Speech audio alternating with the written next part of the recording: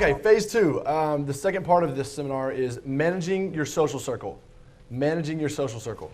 So the whole first phase was on building this thing, building this monster, right? The second phase is on how to manage it and how to work within it. Okay, so we basically talked about how to about the Christmas tree theory, right? And how you've got a ton of different Christmas trees. You got to be able to be okay with coming in at different points. Ideally, you come in higher in this tree because you come in with whatever value the connector has, right? So how do you become the top of at least one tree? How do you become the top of at least one tree? Well, it's hard to come into a new tree that's already really super established and climb to the top of that one. It can be done, it is done, and it's easier to do as you get better and better at this and as you already have pre-existing trees where you're way up in them. But if you're starting like basement level, you just moved to a new city or something, the first thing to do is get a like-minded few on your level. A like-minded few on your level, right? And this is how we're going to try to create a little Navy SEAL team, right? You've got to get guys that respect you and have common goals. The number one rule in social circle mastery is respect first, popularity second. Respect first, popularity second. So if you lose respect within your group early, you'll be fighting to get it back for years. Okay? So respect first, popularity second. The next thing to do is, another thing you can do while you're trying to build this thing is pull your own weight within that group. Pull your own weight within that group. It's not always night and day. It's not always black and white what building value is. But one thing, there's little easy things you can do. Focus on giving people good emotions. Become the social connector of your group. So you always know what's going on. You've always got fun things going on. You always have activities going on. So you're not always the guy asking what's going on tonight. Get good at providing people with good emotions by basically just being involved in their life. It's really easy. Like it's not always like I got to bring this guy some big value. The fact that you take the time to care about what's going on in other people's life and you support them and you're like, hey, how'd your soccer match go, Kev? How did this go? How'd that go? And you actually give a shit about him. Feels good. People want to align with you if you care about them, right? Have good boundaries. We'll get into boundary function here in a minute, but just put in your notes for now. Have good boundaries. Okay, and then you want to do is trade up. You want to trade up. So as you're going to start out, you may not, the guys you first are able to align with may not be ideal. It may not be Brad Pitt and Paris Hilton and all these great value connectors. That's okay. That's okay. As time goes, it'll get bigger and bigger, right? The next thing we talk about is Tarzan theory, how to climb other trees. How to climb other trees. This is actually easier to do than building a new tree from scratch a lot of times because it's already pre-existing. They've already got a big web connected. All you got to do is climb up in the top of it, right? So what you need to do is enter the tree however you can. Enter the tree however you can. And then what you're going to do is befriend your way up the tree. Befriend your way up the tree.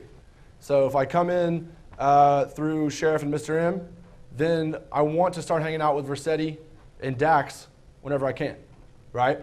And I want to slowly build a relationship with each one of those guys individually. And I want to slowly see places where I can give them value and see places where I can get time and shared experiences with each one of them individually. Don't try to come into a group and outshine the master in front of the group. You'll get crushed. Do you get that? Don't outshine the master. If I come in at the bottom, I'm not going to try to go right at Mr. M and be like, now I'm running the show here.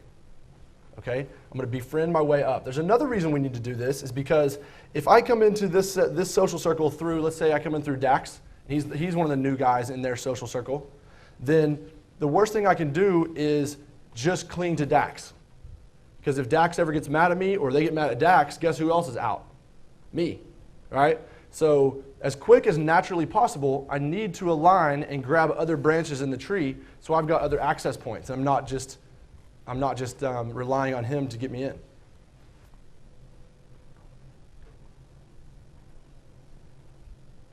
Okay, training your Navy SEAL team. Training your Navy SEAL team. This is important. This is really important. Okay, of course you need to surround yourself with a powerful tree. Of course you want social connectors and value connectors, but I found myself in a situation at one point in my life where I had all these high value people around me, but I was the funny, silly guy, and I was kind of the clown, and they didn't respect me. So when new girls would come into the social circle, I might as well have not been in it. Do you get that? All the attention got deferred to those guys because I was the clown, okay? Or another situation when I moved to college, I just was trying to make friends with whoever I could, and I surrounded myself with 3 or 4 social dead ends who were cool guys, but they would constantly fuck me over. Constantly, right? So what you've got to do is get good at what I'm going to give you here. All right, so I'm assuming you've got your Navy SEAL team established. You've already clipped out the really bad social dead ends, and now you're just trying to establish some group boundaries. Group boundaries are crucial. When I was dating a Boston Celtics cheerleader for a while, and one of the only reasons I was able to get that girl was because Mr. M was with me. Okay, and he respected what I'm going to give you here. We had really good group boundaries, so he didn't come in and try to knock me off and take her. He didn't come in and undercut my value, right? So the first thing you need for group boundaries or for training new members or existing members is value. I know that sounds weird, but you've got to be one of these guys to establish boundaries on these guys. Do you get that? You can't establish boundaries up. They'll just clip you. They'll just cut you out of the group. Okay? The second thing is to have strong boundary function. Strong boundary function. That's strong group boundaries and strong personal boundaries. What these are, as Dr. Paul would say, is it's things you say yes and no to. I say yes to you making fun of me when there's just guys around. I say no to you making fun of me when there's a bunch of girls in the room, maybe. I don't know, right? I say yes to Pepsi, no to Coke. I say yes to this, no to that. Do you get that? So you've got to draw good personal boundaries first, and we covered that in the Inner Game seminar. I'll probably spend an hour on how to establish good boundaries. But just for the sake of this, if you want to research that more, maybe you can read some of my posts on the Traction forums. But then you need good group boundaries. Have you ever been to a new job where they're like, here at Smith and Barney, we're always on time. Here at Smith and Barney, we like to be team players, right? And you're like, as you're going for this interview, you're like, damn, this boss is framing the shit out of me. What he's doing is laying down the group boundaries. This is how we roll. If you don't want to roll with these boundaries, you're out. Do you get that? Now, a really weird thing community guys could do if they heard this is go, okay, I need to get good group boundaries. So this new guy, Kevin's friend, is coming over today. Hey, man, sit down for a second. Here's the charter for hanging out with us tonight. No, that's not it. That's weird, okay? Group boundaries are best unspoken and best demonstrated, right? It's best that they see them and feel them. The way you exert boundaries, there's a couple ways. I'll quickly cover some of them. The first one is through humor, right? You playfully tease the guy, like showing him you're joking, but all right, dude, I'm going to tease you about that so you know you're kind of stepping on a landmine there, but chill, all right? The next way would be giving him a small amount of anxiety. You train people with a small amount of anxiety is the same as physical pain in the brain. It's to save nerves. Okay? So a small boundary gets a small amount of punishment, a small amount of anxiety, right? A medium boundary, more anxiety. Large boundary, more anxiety. So if the guy tries to kiss your girlfriend, then that's going to cause a major fucking scene, and you're going to give him a lot of anxiety. Do you get that? But if a guy, you opened a group of girls, and he comes in and tries to take it, you're going to give him a small amount of anxiety. Does it make sense? Because you're going to teach him, like, that's not okay, but you don't want to be so black and white that you're either 0 or 100 all the time. Does it make sense? Okay, good. So the next one, what you really have to do is, this is why you have to be so meticulous about clipping social dead ends and find guys that buy into the group. You have to find guys that buy into the group and that have a deep abundance mentality. This is crucial for your Navy SEAL team. You have to have a deeply ingrained abundance mentality, because there's going to be months where we go out, weeks where Dax gets all the girls, or he keeps getting the queen bee. But it's not because he's cutting out my legs, it's just because it's just the nature of the way it goes. But that ebbs and flows. Then a couple times we go out, I get the hot girl. It just happens. It's not because we picked it, it's just the nature of the beast. But if you have no abundance, you're like, I haven't had a hot girl in a while, my turn, ugh. Do you get that? And you undercut your boy's legs. And then there's no abundance mentality, it's just complete anarchy. And then it's a free-for-all. You might as well be cold approaching. Social circle mastery is about abundance. It assumes abundance. Okay, so another couple ways you can establish these boundaries is through, for your group boundaries, is through pre-framing. Pre-framing, all right, put this in your notes though. It's crucial that you understand pre-framing. It can't be transparent and sound like you have an agenda, and you better have the value to pull it off. Because if someone tries to pre-frame me and I don't respect them, I will do the opposite and try to crush them just because I'm annoyed that they think they're smooth and trying to set me up, okay? So pre-framing is like when you see someone else breaking one of your group boundaries that's not here. So let's say Dax is a new guy, and I'm like, he's hanging out, and we're watching this group of random one-off friends that we don't really know that well, and they keep trying to take each other's girl. I'm like, dude, isn't that so weird? Why the fuck do they do that? Who does that? I'd never do that. Why do they try to cut each other's legs out from under each other? That's messed up. That's not how you do shit. If anybody did that to me, they'd be out of my, I would never be friends with them again. You know what I'm saying? Yeah, dude, I totally agree. Do you get that? You're pre-framing him before it happens. You with me? You can do that for good or bad. You can be like, holy shit, you're not going to believe what Mr. M did for me.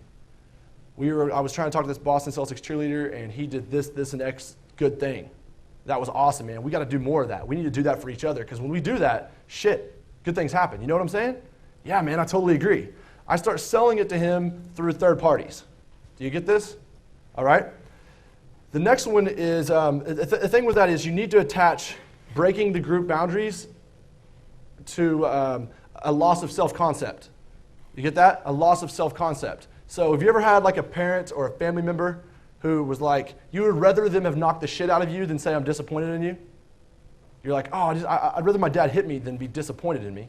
So, but you have to have the whole group behind you. So if this table right here, we're all cool and we're all doing the right thing, and then Kevin tries to kiss some girl I'm dating, I need the whole group to be like, what the fuck are you doing, man? I can't believe you did that. That's not cool. It's a lot easier for the group to enforce boundaries than it is for the individual to enforce boundaries. You still enforce them. Boundaries have to be enforced at all costs, right? At all costs. Like, what do they say? A boundary is only as real as it is defendable. Does that make sense? What you don't want to do, though, they say, David D'Angelo used to say, polarities are bad in game and polarities are bad in life. They're really bad in game, though. So now you're like, oh, Nick said I need good boundaries. So I'm the boundary guy. So they said they want to go to McDonald's. No, I want to go to KFC. Ugh, that's my boundary. No. Choose your battles wisely. Choose your battles wisely. But the quicker you do establish good boundaries, the less they come up. If you deal with boundary function early, it doesn't come up later. Does that make sense? Another rule of boundary function is make sure that you hug it out. We say, it was Ari Gold from Entourage says, hug it out, bitch. Hug it out. So as soon as you exert a boundary, it's over. Get on with it.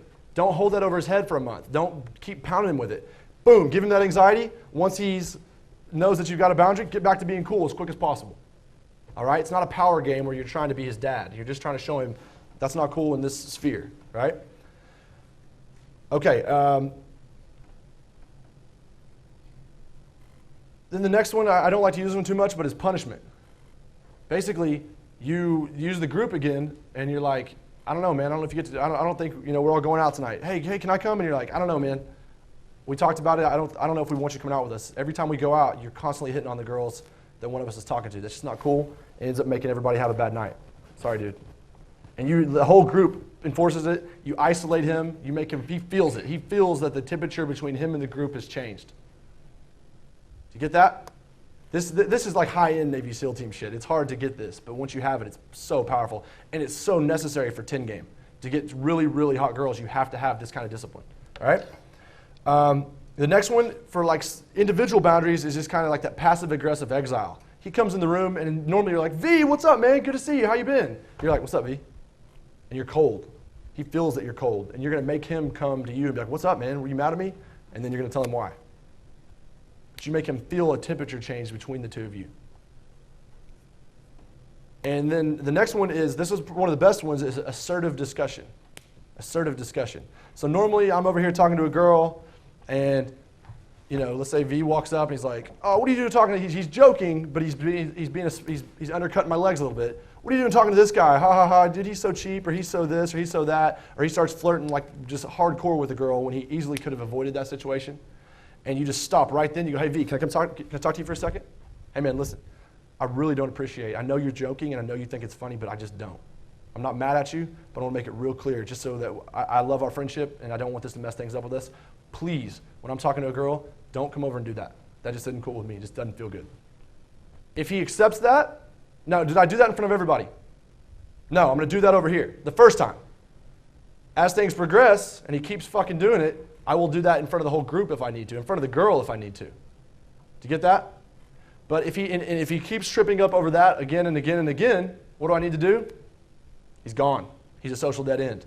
But everybody deserves a warning. Naturals are just doing their thing a lot of times. They don't mean to do this stuff. If you give them good boundaries, they'll respect them. One of the best ones that we use a lot is political capital. Political capital. It's good for you and the group, and it's good for the individual getting the boundaries thrown on it. So political capital, think of it like Big Brother style. So I brought Dax into these guys' social circle. So if Dax messes something up, whose responsibility is it?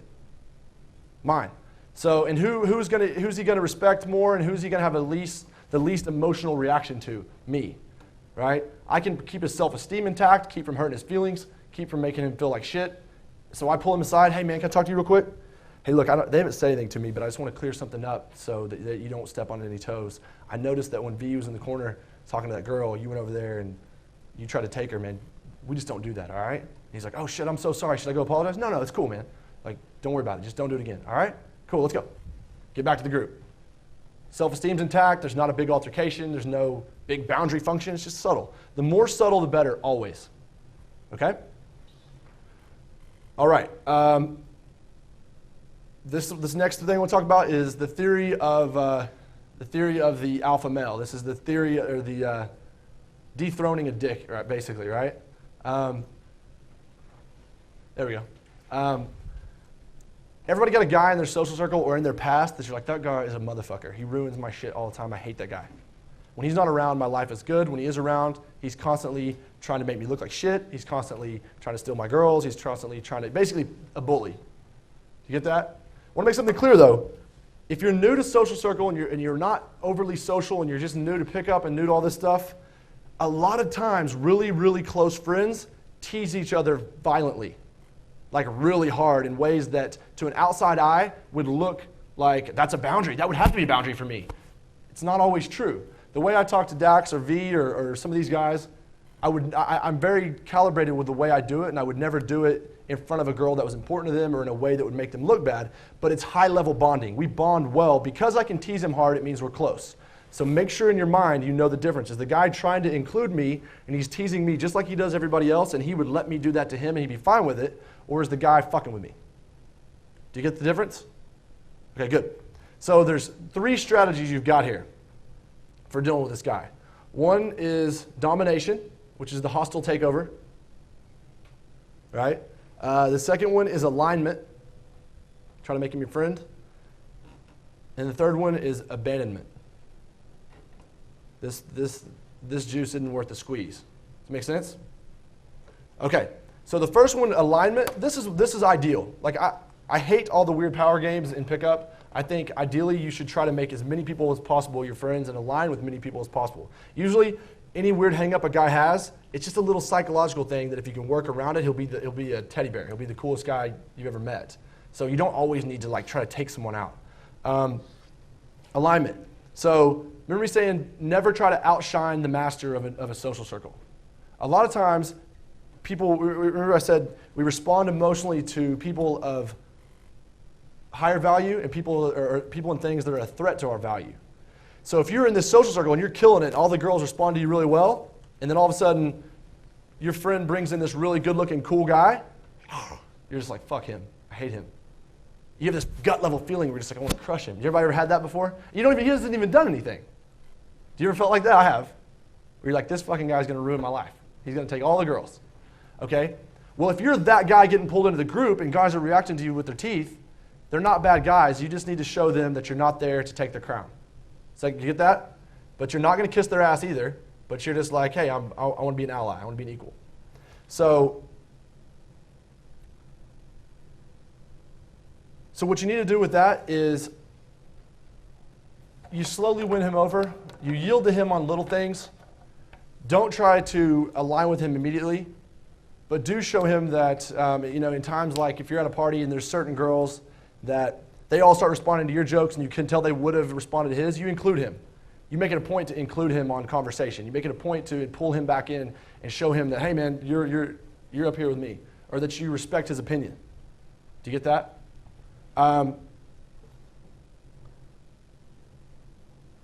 lot of guys, like once you show them that, they usually will instantly calm down. They'll extend you an olive branch. Okay? The second one is domination, or what I call a hostile takeover. This sucks. This is when you tried to align with a guy and that wouldn't work, and he's just a bastard, right? So what you want to do is, usually this guy's already got the group, doesn't he? He's got the group's RAS, he's got all the value, and a lot of times they're scared of him. Not scared of him physically, but scared of him like, I don't want him to punk on me, so I'll laugh with him even though I don't think it's funny. You know what I'm talking about? So with this guy, what you want to do is we call it the pendulum. When he's around the group, I'm out. When he's out, I'm in. I'm going to do all my work when he's not around. Okay? So especially if you're new to this group. Then what you want to do is cultivate relationships with each individual outside of the group. So I want to start hanging out with Dax outside of the group. I want to start hanging out with Versetti outside of the group. I want to start hanging out with Sheriff outside of the group. Do you get that? So if Mr. M's the asshole, I want to hang out with each one of these guys individually, see if I can bring them some value, build a very strong friendship. Do you get that? So used to, I walk in the room, Mr. M pops a joke, and let's say they all laugh, ha ha ha ha ha, right? And you're like, fuck. The worst thing you can do in that situation is try to joust with him. Because if you try to joust with him, fucking tumbleweed will roll by when you make a joke, won't it? And the girls in that scenario are like, they don't even know. The girls, it's all subconscious. They're not going to say, he lost value there. They're not going to think that. They're not going to say that. They just feel it. They'll feel where the power is. Power is the ultimate aphrodisiac. Do you get that? They'll feel it. Then, and because it's so subtle, he's not being mean, he's joking, right? He's kidding. But you can feel it. You know he's not joking, right? So as you cultivate more and more individual relationships when he's not around, his jokes slowly lose resonance. So now when you come in, he's like, pop, pop, pop, pop, something funny, and less and less people laugh. Do you get that? And he can slowly feel it. The crucial thing is you don't want to change the temperature between you and him. It can't go from like, all right, now I'm going to do the hostile takeover. You're my enemy. It's got to keep the temperature between him exactly the same. What I say is be polite but not nice. Be polite but not nice. I'm not going to try to compete with this motherfucker. I'm not going to try to take him out. I'm not going to declare war on him. I'm just going to just say, fine. I don't have the power. I don't have the social alliances in this group to pull this off, so fine. Then as you slowly win over all his friends and you start climbing the tree, now when you walk in, they respond well to you and less to him over time, right? And one of two things will happen. He'll either try to extend you an olive branch, and it's usually not like he goes, hey, can we be friends now? He just stops making asshole jokes, and he's like, hey, man, you want to ride with me tonight? Or, hey, man, you think we're going to go here? He invites you as if, like, come be my ally. I highly suggest you take the olive branch, but don't jump on it. Don't be like, okay, cool, you want to be my friend now, V, yay. No, you're just like, all right, yeah, that sounds good. Be his friend. Be his friend. Like, a lot of these guys will turn into be your best friends once you show them that they're equal. A lot of times they just didn't respect you, right? So as you gain respect, he'll be cooler to you. If he doesn't take it, a lot of times what will happen is the group will break in half. The group will fractionate. And whichever guy's got the best emotions from the two guys clashing, focal points go toward value. So whoever gave him the best emotion and made him feel good and they trust, they're going to align with him and they're going to backwards rationalize that, yeah, he is kind of an asshole. Do you get that? Everybody with me? This is a slow process. This doesn't happen in a week. This happens, it takes some time. All right, and then the third one is abandonment. I actually think this one is better. Right now in my life, I usually go alignment or abandonment. If these guys are that big of a fucking asshole that I can't deal with them, I just clip the whole group, get a new one. But sometimes you can't. If it's a work environment or a situation where you just have to be around the guy, hostile takeover is good. Abandonment, though, there's too many people and it's too little time to fuck around with a group of assholes. Okay? So if they suck, move on.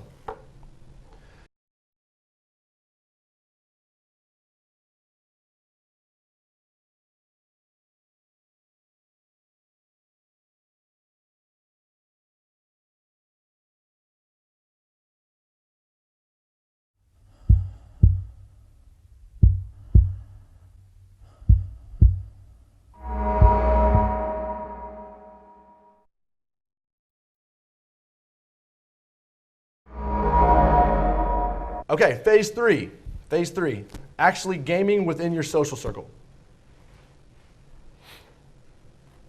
This is the more sexy stuff. Okay, the first thing is the domino effect. The domino effect. The way this works is you get one girl in the social group to accept you, they all accept you. You get one guy in the group to accept you, they're more inclined to all accept you. Okay? So when I come in, if Mr. M says I'm a cool guy and Sheriff says I'm a cool guy, Dax is more likely to think I'm a cool guy, 5.0 is more likely to think I'm a cool guy, Versetti's more likely to think I'm a cool guy. You get that? Same thing with girls. This works the other way too. If you come in and Dax is like, that guy is a motherfucker, I don't like that guy. He's a dick. I do not like him. Then Versetti's more, it's not like Versetti's going to cut him out immediately, but Versetti's going to be like more reserved, more guarded when that guy comes in. Are you with me? Okay, now the waterfall principle, this is crucial, especially for social circle game. In cold approach, this doesn't matter, but in social circle game, it's crucial. Does a waterfall run uphill or downhill? Downhill, okay? So you need to attract your way up and fuck down or date down. All right? Attract your way up the tree. So if you come in there, you can build attraction with all these girls. And as you attract another girl, it'll pull you up the ranks. The more you attract up, the better. So attract up, date, and sleep down. What am I saying?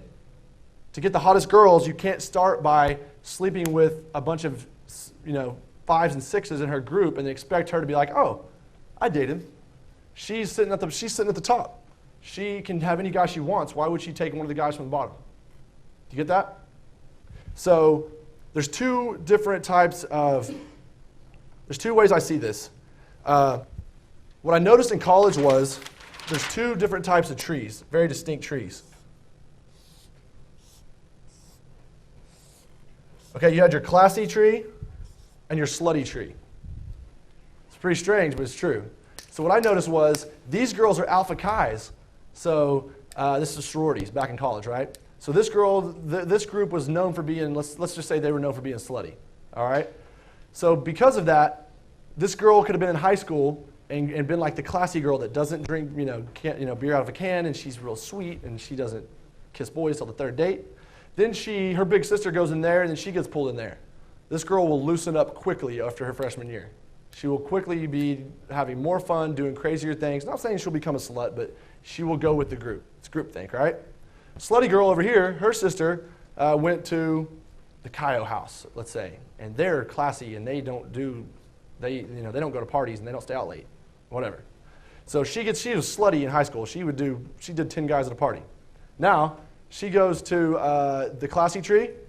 All of a sudden she thinks it's gross, it's weird that these guys are hitting on us, and I don't do that, and I don't wear skirts like that, and I don't stay out late, and I don't drink beer out of a can. Oh my God, right?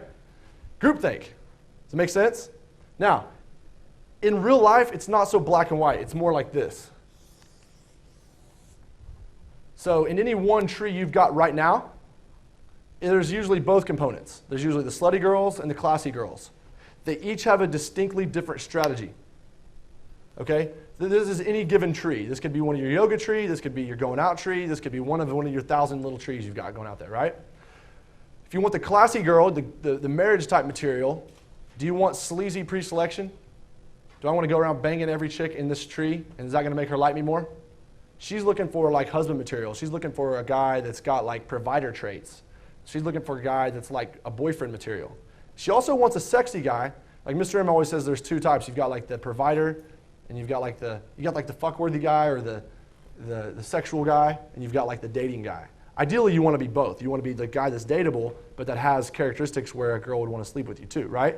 But that being said, you can amp that ratio up. If I'm trying to get this classy girl, then I don't want her seeing me walking around holding hands, making out with a bunch of ugly girls or average girls or even hot girls. Even though she'll become more attracted, she'll be like, I don't like guys like that. The slutty girls, it's a free-for-all. The more of them you sleep with, the more of them want to sleep with you. It is what it is, right? But the problem is you can burn down your trees. So I like to look at this as 1,000 of these going on in any one of these trees. So if I'm in this one, there's classy girls in any tree, and there's slutty girls in any tree. But if I don't give a shit about this overall tree, I don't give a shit what she thinks. Do you get that? So I'll go for broke in this tree and not care. I'm okay with that. If I'm in this tree and there's slutty girls that like me, but I really, really want this girl, and she's fucking cool and amazing and hot, I'm going to get these girls attracted to me, but it's going to be I could, but I don't. I could have that girl, but I don't. I'm really picky. I'm not going to say that. I'm going to show that by not doing sleazy things. Does that make sense? Okay, but you have to always respect this.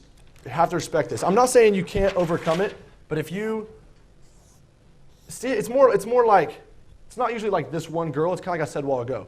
There's usually this group of girls that you want to get with that are like really hot, really cool, and then it's everyone else. You could date let's say this is 10 girls, just for pretend. You could date number 9 or number 10 and still eventually get number 1. Do you get that? But dating number 21 will keep you from ever getting number 1. You with me? So I don't want you to be like, I gotta wait forever to just date her. No, that's not how it is. But she is, what's a thin slice do? He dates those kind of girls or he dates those kind of girls. You with me?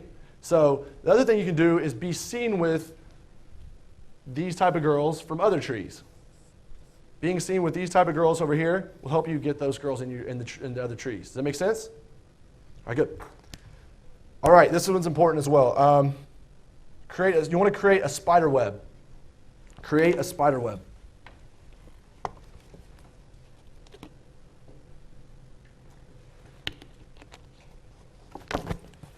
So what I noticed was we were having like these situations where we'd meet these girls, really get to know them, and then I would flame out with the girl I was dating or piss her off, and then the whole tree would burn to the ground. I was like, shit, I spent all that time getting to know those girls. I really liked her friends. They were cool. Now, like, girls are real like immature about shit. So like, she's mad. They want to show her that she's aligned. So you go to a club and you're like, hey, Sarah. And she's like, you broke up with Jenny, or Jenny broke up with you. She's like, act like she didn't even fucking know you. You ever had that happen? You're like, are you fucking kidding me? All right? But what I also noticed was the deeper I was invested in her friends and my friends were invested in her friends, the more it made it hard for them to make such an easy decision. And remember, people always align, not always, but usually align with value. Character is the only thing that overrides value. So people that are, I'm loyal to him, he might not be tomorrow if he didn't have the value that you think he has. Maybe you would. That's up to character. Character is the only thing that changes that, okay? But, so a girl that's like, I'm such good friends with Sarah, look how loyal I am to her, fuck you for breaking up with her, is the same exact girl that if you were deeply nested would make the statement, well, she just needs to get over that because me and Kevin are really good friends. And I just don't, I don't think she can ask me to not be friends with Kevin. Do you get that? So if you find a group that you're like, whoa, this tree is full of hot girls that I would like to spend a lot of time with, you need to create a spider web. I don't create a spider web with tons and tons of girls. I don't have that much time. But if I find a group that I'm like, I really, really, really want to spend time with this group of girls, what you want to do is have a bunch of sticky points within the group. Same thing I gave you all a go for getting involved in this group. If this was a group of hot girls and I came in through Kevin, I want to get sticky with you over time. Does that make sense? And I want to bring them value. And don't think of this as like having an agenda. I'm only going to do this if I really enjoy these people's company. So I'll naturally want to do it. But I'm going to try to bring her value. I want her, but I also want my friend Kevin and my friend Mr. M doing the same thing. I want him to get invested with her, and him invested with her, him invested with her. Not just sleeping with them, not just necessarily attraction, but a deep, deep level friendships. Okay? So you don't be afraid to flirt, but you want to run kind of slow motion game. And you want to respect the general principle. Here's how you crack the hot groups. If one gets in, we all get in. If one gets in, we all get in. Do you get that? What most guys make the mistake of is, so I'm killing it with the Boston Celtics cheerleader. It's going really well. That next night we went out, and she brought a Lakers cheerleader with her from Mr. M. All right? Well, things with those two, they met under a weird pretense, and things were going okay, but he knew and I knew if he pushed the envelope that it would have burned things down with that girl. It'd either been a home run or a strikeout. But if he struck out, he was going to ruin my things with the Boston Celtics cheerleader. Does that make sense? So he slow played it, because now when he comes to LA or we go to Boston, instead of him getting that Lakers cheerleader, he'll get to meet all of our other Boston Celtics cheerleader friends because I'm now spiderwebbed with the Boston Celtics cheerleader. Does that make sense? So one gets in, we all get in. Don't make it a free-for-all. Don't ruin a good situation by being impatient. So another key principle of social circle game is the sewing circle complex. The sewing circle complex. Remember, I don't care how big the city is. I've lived in Norman, Oklahoma, and I live in Los Angeles right now. It's the same thing. You go out enough times, you start seeing the same faces, right? Remember that people will talk, and people, especially from tree to tree, talk. in one tree. So you've got to set discretion frames. You've got to set discretion frames. If you are going to be a scumbag in this tree, make sure that everybody in here doesn't know, and this is your prized tree, this is your scumbag tree. Make sure nobody in your scumbag tree knows people in your prize tree. Do you get that? It's easy in a big city. If you live in London, shit, it's awesome. You can have trees all over the place and then none of them connect together. But within this tree, you've got to keep discretion. Discretion's key. So one of the ways you do this is acting the same pre and post sex. So a lot of guys hook up with a girl and they're the ones that fucked it up. They acted really weird and got really creepy and it was like, oh my God, I don't want her to think I want to be her boyfriend. And then they just do this hard takeaway from her, and then she gets all emotional, causes a scene within the social circle, and that's why it burned the social circle down, right? If you, what you want to do is keep your kino escalation, your physical stuff, no farther than playful kino, high fives, picking them up, hugging, that kind of stuff, no farther than that in public with all girls. Don't be the makeout whore running around clubs doing makeouts. Do you get that? If I'm always no more than playful with girls, then what happens is they never can get a thin slice that something's off. So I just had sex with her last night, but we're out at a club tonight, I'm playful. I haven't slept with her yet, I'm playful. I mean, you could have 3 girls you'd slept with, and none of them, unless they asked, and none of them know the difference. He's always a playful guy. You with me? Okay. Also, discretion frames you can set if you want to have girls that are like friends with benefits situations. You got to pre-frame it, and you also got to get good at noticing girls that are bad for this. There are girls that are time bombs waiting to happen that you need to be like, no, that girl, if I hooked up with her, would ruin my social circle. She would be a stage 5 clinger. She would be all over me. She would tell everybody it'd be a mess. There's other girls that are totally cool with it, and you're just like, build the attraction, get things where you want it, and then before you go sexual, or before you actually lead, before you take it to the next level, you're like, no, we can't do this. You would be the what are we girl, I can tell. You would be the what are we girl. What? What does that mean? I can just tell. If I even kissed you or if we hooked up, you would be like, what are we? You'd be naming our babies. You'd make me change my Facebook.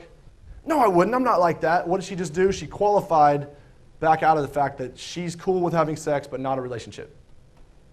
You'll lose a lot of girls doing this too, but this is about abundance. This is an abundance game, remember?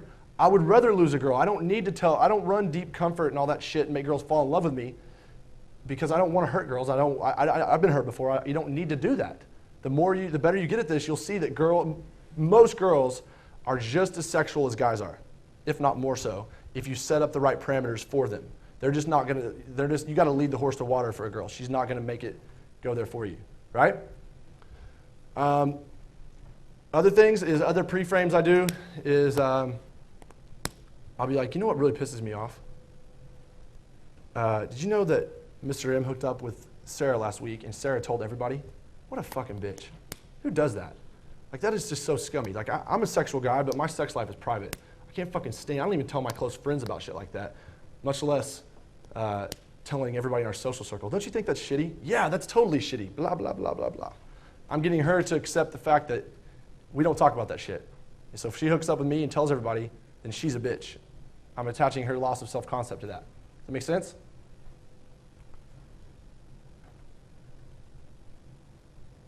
Okay. Getting out of the friend zone. Anybody been in the friend zone before? God, it sucks, right? All right. The way you have to do this, you have to see it like a gradual process. It's a slow thing. Nothing I say to you here is going to give you the ability to walk out of this room today and be like, I'm out of it, I'm good now. But if you do it over time, you can totally reverse the situation. What she's done, or what you've done, is created a situation in her mind where you're the least sexually available guy in her life. You have created that thin slice with your actions, with your neediness, with your inner game, with your lack of skill with women. Whatever happened, it's okay, but you've done it. It's not her fault. Okay? So you've got to reverse that thin slice in her head, which is tough. And the worst way you can do it is to try to do it all in one hit, to do it overnight. You learn boundary function. If you guys go to try to put hard boundaries on your friends tonight, all in one hit, that'll be weird, won't it? They'll be like, what the fuck is going on with you? Where did this come from? You're mad about what? I teased you about that for 6 years. Now you're throwing a shit fit? Same thing with trying to go from let's just be friends to being attractive to her. It's got to be a slow, think of it like right now the thermometer's set on 70 and you need to put it on 150 and you're going to turn it up 2 degrees at a time, a little bit at a time. She's going to slowly, the way it'll happen is she'll be like, you know what's funny? I used to think Nick was just like really, he was nice and I liked him, but he's kind of cute now. I don't know why. He's kind of cute. It'll slowly evolve into something like that. So the first thing you need is distance. Distance. So this is for you and for her, right?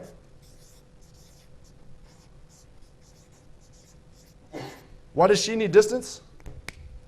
So she can change the thin slice in her head. So when you come back, you get a clean slate.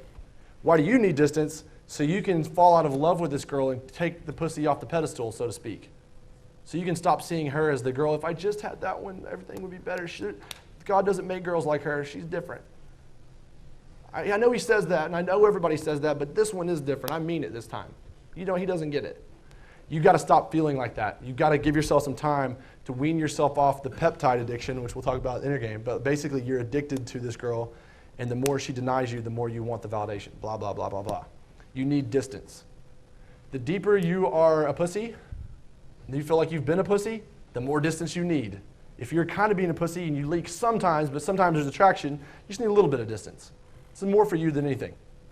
All right, when you do come back, friend zone is usually one thing. It's a sequencing error. The way the emotional progression model works in Magic Bullets is you want to go attraction, open, transition, attraction, qualification, comfort, seduction. Do you get that? What most friend zone guys do is they start out in comfort. They're like, if I'm just nice enough to this girl, she'll see that I'm the dream guy. I see these guys being assholes and she bitches about it. If I just do the opposite of that, she'll see me as like the dream guy and see like I would never treat her like that. So he just does all this comfort building shit, kisses her ass, tells her everything, agrees with everything, and just goes for commonality after commonality after commonality, right? So what you need to do when you come back is reduce the comfort. Reduce the comfort until you have attraction. That's why we have it in phases. You already have plenty of comfort. You got enough comfort for 2 lifetimes. You don't need any more comfort with her. You need attraction. You need attraction, but you've got to do it in small doses. So she's going to come in and try to treat you like you're her older brother or little brother or wherever she treats you like, or like her therapist. And you got to slowly, you used to give her 5 minutes on her soapbox, now you give her 4. Now you give her 3. Now you give her 2 minutes on her soapbox about her ex-boyfriend. Now you give her 1. Now you give her none, and you tease the fuck out of her. Do you get that? But it's a slow, gradual process. The second thing is what Mr. M and I call wax on, wax off attraction. Everybody seen Karate Kid? Wax on, wax off? Okay. Wax on is basically, think of it like a power bar. Anybody play Halo?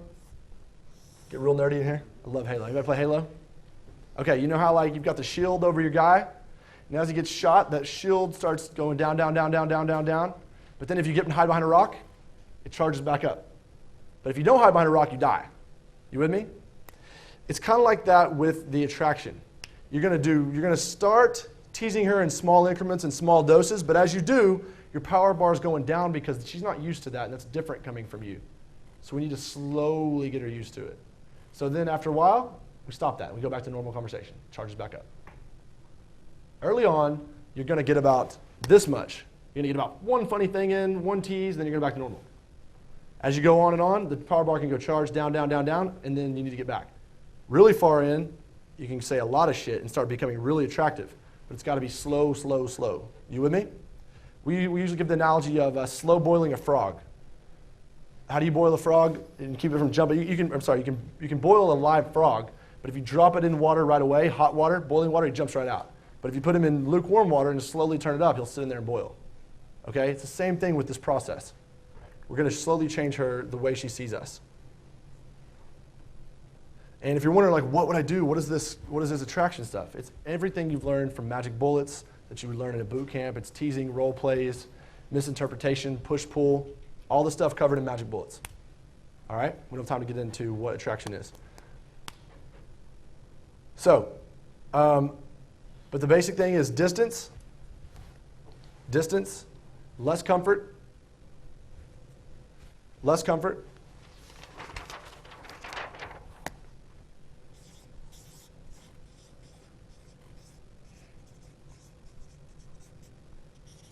3 is wax on, wax off, attraction.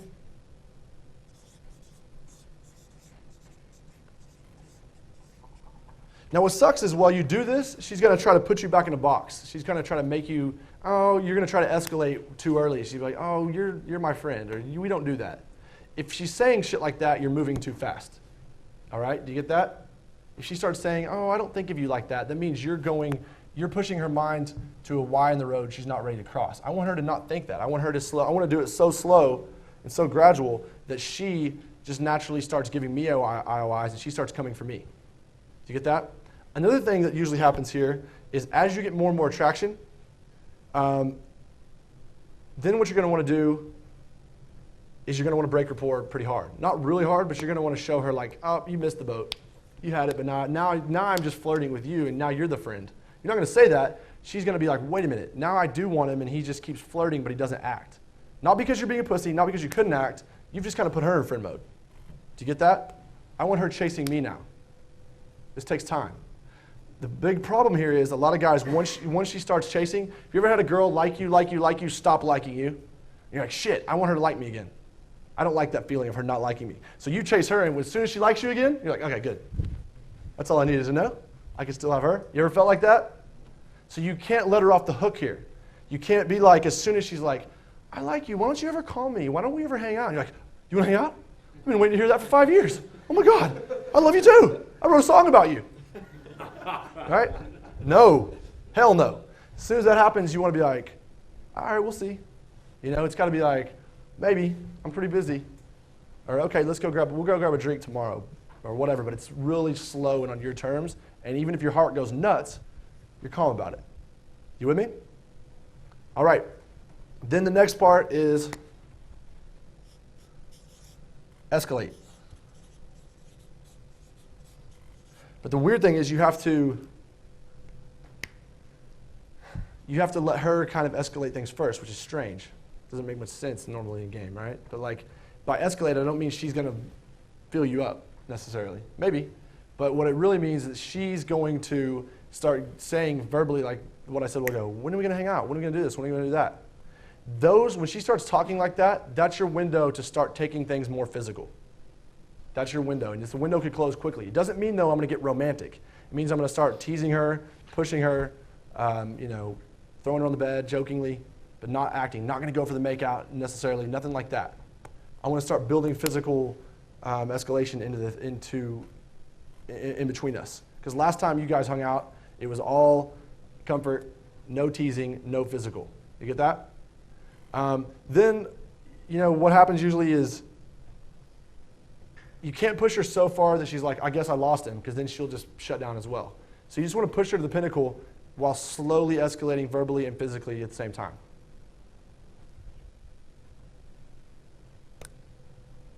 And then you need to close the deal while the iron's hot.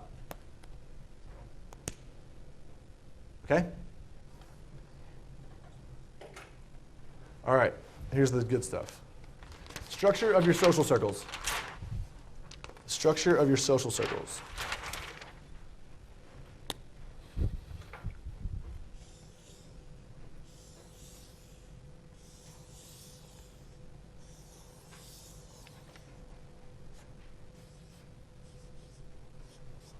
Okay, the way I see this, when we first started teaching it, we were like, how does this work? Because most of the girls you date or sleep with aren't technically in your social circle, like you literally hang out with them 4 times a week, are they? Most of the girls I've dated or slept with through social circle settings were people I met through somebody one random night. You with me? It's not always like, this girl's been in our social circle for 7 years and then we finally hooked up. That doesn't usually happen. So what I'm going to teach you guys is 4 different types of game, or a little game plan for each one. The very inner circle, number 1, is your true social circle. This is like the girls you see. I see that, even if she doesn't like you that much or whatever, it's people you see on a regular basis. I see Sarah 3 or 4 times a week, or I see her 3 or 4 times over a 2-week period. That would be those girls. That'd be circle 1. Circle 2 are what Mr. M and I call the one-offs. The one-offs. This is where most of your work gets done, right here. The one-offs. It's where Mr. M and Versetti went out last night. They met 3 girls. and then tonight they invited me to go out with them, and they brought a friend. The whole group of those girls is coming out, but they're coming out to meet up with us. Do you see how that's still social circle game? I'm still not approaching. I'm still not having to open. Versetti and Mr. M are still giving me an introduction, but I didn't know those girls before tonight. And I don't know if I'll see them that much after this. You with me? Then the third ring is your warm approaches. Your warm approaches. Cold approach means I walk up not knowing, they don't know shit about me. They don't care to know anything about me. And I'm fighting like I said, I'm working like an ugly stripper just trying to get her to notice me. In cold approach, right? In warm approach, it assumes she either knows some things about me or has visually seen some things about me that made her attracted to me without us speaking yet. So in nerd terms, the warm approaches are when I get IOIs, indicators of interest, and we haven't even talked yet. Girls cutting her eyes at you at the bar, smiling at you, that kind of stuff. So that's the third ring. The fourth ring is true cold approach. True cold approach.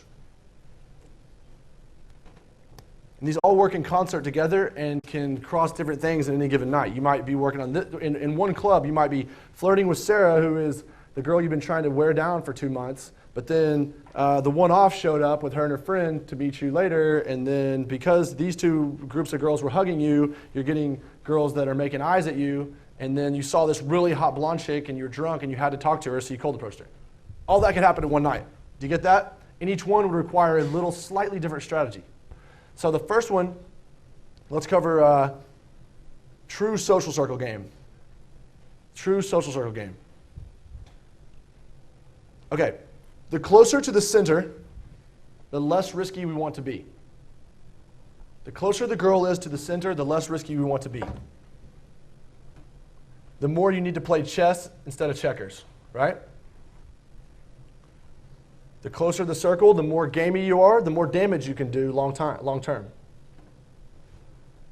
So this takes some time just playing with this. It's hard to explain this until you've done it a bunch of times and you see it. But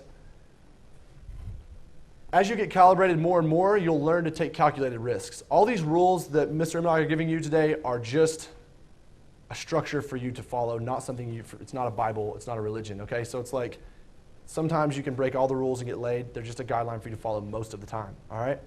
But for this inner circle, you must be disciplined, follow the rules. It's probably the most frustrating level to play in. This one fucks with you more than anything, I think, because you'll have this really hot girl that flirts with you sometimes, then doesn't the next time, and then does the next time, and then doesn't, and then does. You have to watch her date other guys. You have to watch her go up and down with you, and it's all like right in front of you, and you can't escape it. That can be really, really frustrating, okay? But it's also the one you have the most control over because you get so many at-bats with that same girl that you normally wouldn't get. So it's probably the highest success rate, but the most frustrating. So you just remember in this one, you see these girls over and over, so take your time. Take your time. And I want you to remember, like, with this group, as your value and compliance increases, the more you can get away with. So if you're wondering why that one friend you have is a maniac who runs around picking the girls up, saying crazy shit, and you're like, but Braddock said not to do that. No, I said don't do that early. Don't do that until you have the value to pull it off. Do you get that? Don't take a low value shot in the dark because you think it's bold. Being bold in your social circle is a recipe for disaster unless you have the value to pull it off. If you have the value to pull it off, it's a necessary move. It's the highest form of attraction, right? Okay, so here's the social circle attraction switches for circle 1. The first one is what we call buzz. Buzz. And what buzz is people talking about you when you're not around. You can generate buzz from your guy friends and from girls. Ideally, it'd be from girls, but it's okay. If I leave London and Mr. M and Sheriff and Dax are like, man, Braddock's fun. I really like when he comes over here. He's a lot of fun. That creates buzz for Versetti and 5.0 if they didn't know me. Does that make sense? It's like my reputation starts to precede me. The problem with buzz, once again, it can go bad or good. You get a bad buzz about you, this is why you don't want to be gamey guy. This is why you don't want to try new routines and new openers in your social circle. Because you can get bad buzz just as quick as you get good buzz. But what's cool about buzz is You know, with the DHV stories and all these routines we've got, they're supposed to indicate high value traits. They're supposed to be like, right, does it make sense? The old attraction switches where it's like, here's our attraction switches. You need to tell a story about this, protector of loved ones, pre-selection, blah, blah, blah, blah, blah, blah, blah. Does that make sense? That's fine, but the problem is those assume that she can't see them. We have to do that in cold approach, don't we? She doesn't know that you love your grandma and that you would beat someone up if they attacked her. She doesn't know that you dated a supermodel. She doesn't know all this shit. So you have to kind of slide it in the best you can, and a lot of times that's verbalized. But in social circle, you don't need to do that. Let buzz do your work for you. Think of it as like the branding of you, okay? So it's like, what people will do, if you get the right buzz, people will fill in the gaps on you with what they don't know with high-value traits, assumed high-value traits. Does that make sense? So because he's a cool guy and he's funny and he's loyal and he's an awesome friend, and I like how he makes Kevin and his group of guys laugh, the girl assumes you're pre-selected. I've had girls be like, I bet you can have any girl you want. And I'm always like, if she only knew how much work I have to do. She assumes I could just walk up and snipe her off a supermodel. And it just makes me laugh. So I'm like, that's only because she sees me in this little bubble. In this bubble, that's right. If a supermodel came in here, she's right. Can I do that in a random nightclub in Vegas? Maybe, maybe not. Do you get that?